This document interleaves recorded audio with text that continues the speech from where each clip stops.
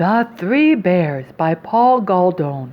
I'm going to make a connection here. We just finished reading a little while ago The Gingerbread Boy, and that was also by Paul Galdone. The Three Bears.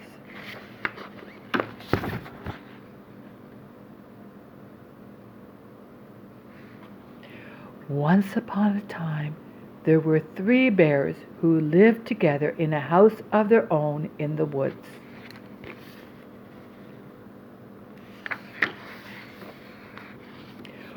One of them was a little wee bear. One was a middle-sized bear. And the other was a great big bear. They each had a bowl for their porridge. The little wee bear had a little wee bowl. The middle-sized bear had a middle-sized bowl. And the great big bear had a great big bowl. They each had a chair to sit in. The little wee bear had a little wee chair. The middle-sized bear had a middle-sized chair.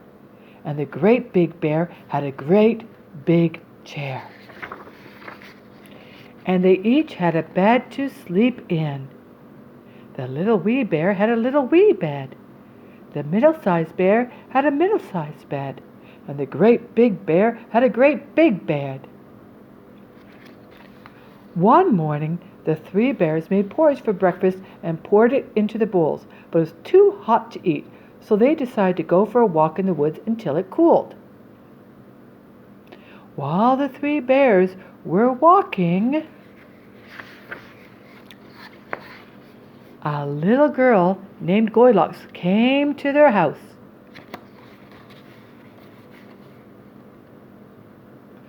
First she looked in at the window, and then she peeked through the keyhole. Of course there was nobody inside.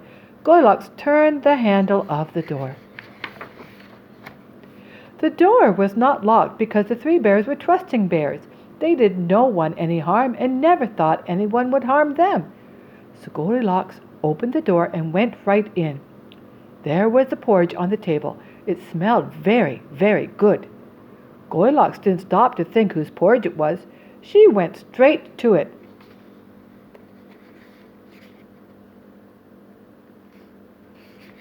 Don't think that was a very good choice. First she tasted the porridge of the great big bear, but it was too hot.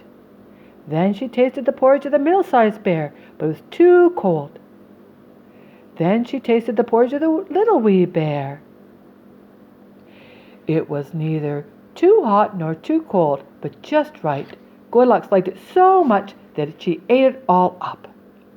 Then Goldilocks went into the parlor to see what she could find. There were the three chairs. First she sat down in the chair of the great big bear, but it was too hard. Then she sat down in the chair of the little-sized bear, but it was too soft. Then she sat down in the chair of the little wee bear. It was neither too hard nor too soft, but just right. Goldilocks liked it so much that she rocked and rocked. The bottom of the chair fell out. Down she went plump onto the floor. Goldilocks went into the bedroom where the three bears slept. First she lay down upon the bed of the great big bear, but it was too high at the head for her. Then she lay down upon the bed of the little middle-sized bear, but it was too high at the at the foot for her. That didn't make sense to say at the front. At the foot, which is where her feet are. Then she lay down upon the bed of the little wee bear. It was neither too high up at the head nor too high at the foot, but just right. Goldilocks liked it so much that she covered herself up, and fell fast asleep. By this time the three bears thought the porridge would be cool enough, so they came home for breakfast. Goldilocks had left the spoon of the great big bear in his porridge bowl. He noticed it first thing. "Somebody has been tasting my porridge," said the great big bear in his great big voice. Goldilocks had left the spoon of the middle-sized bear in her porridge bowl too. "Somebody has been tasting my porridge," said the middle-sized bear in her middle-sized voice. And the wee little bear looked at his bowl. "Somebody is tasting my porridge. Somebody has been tasting my porridge and is eating it all up," cried the little wee bear in his little wee voice. The three bears went into the parlor. Goldilocks had left the cushion crooked in the chair of the great big bear. He noticed it first thing. "Somebody has been sitting in my chair," said the great big bear in his great big voice.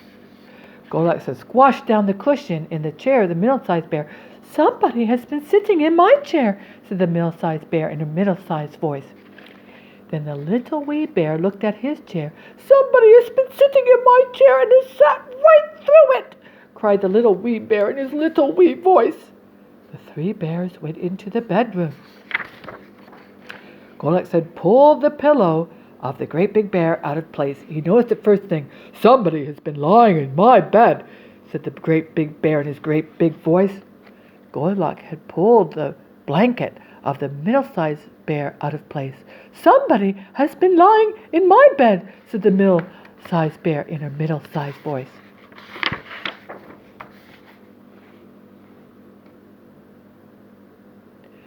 Then the little wee bear looked at his bed. "Somebody has been lying in my bed, and here she is," said the little wee bear in his little wee voice.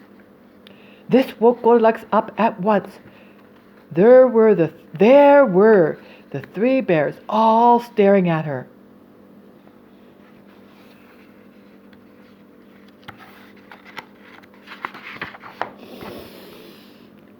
Goldilocks was so frightened that she tumbled out of bed and ran to the open window.